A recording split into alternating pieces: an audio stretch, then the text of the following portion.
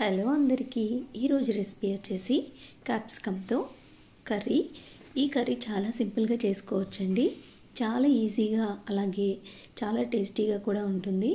ముందుగా అయితే క్యాప్సికమ్ని కట్ చేసుకొని పెట్టుకోండి. అలాగే ఆనియన్, టొమాటో కూడా మనకి క్యాప్సికమ్ ఎంత తీసుకుంటున్నామో దానికి తగినట్లు ఆనియన్, టొమాటో తీసుకోవాలి. ముందుగా కడాయి తీసుకుని అందులో తాలింపు వేసుకుని తర్వాత ఆనియన్స్, కరివేపాకు, పచ్చిమిర్చి అన్నీ కొంచెం వేసి ఫ్రై చేసుకున్న తర్వాత క్యాప్సికమ్ యాడ్ చేసుకోవాలి. ఇప్పుడు సరిపడినంత ఉప్పు అలాగే పసుపు కూడా యాడ్ చేసుకుని మూత పెట్టుకోవాలి. మనం చాలా కర్రీస్ చేస్తూ ఉంటామండి. ప్రతి కర్రీకి మసాలా యాడ్ చేసుకోకుండా ఇలా సింపుల్గా పాలు పోసుకుని కూడా చేసుకుంటే చాలా బాగుంటాయి కొన్ని కర్రీస్. అందులో ఈ క్యాప్సికమ్ కర్రీ కూడా అలాగే చాలా రుచిగా ఉంటుంది.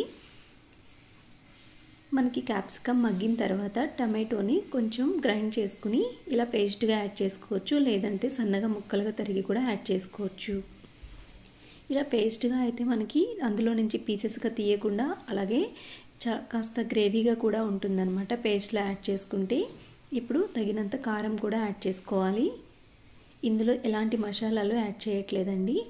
మనకి కావలసినంత మిల్క్ యాడ్ చేసుకుంటే సరిపోతుంది. కారం యాడ్ చేసుకున్న తర్వాత కొంచెం మిల్క్ యాడ్ చేసుకుని మూత పెట్టేసుకోండి. మిల్క్ వచ్చేసి మనకి కాచిన మిల్క్ యాడ్ చేసుకుంటే బాగుంటుంది. అంతే అండి, చాలా ఫాస్ట్గా కర్రీ రెడీ అయిపోయింది కదా. రైస్, రోటీ, చపాతీ, పూరీ కాంబినేషన్లోకి కర్రీ చాలా బాగుంటుంది. ట్రై చేయండి.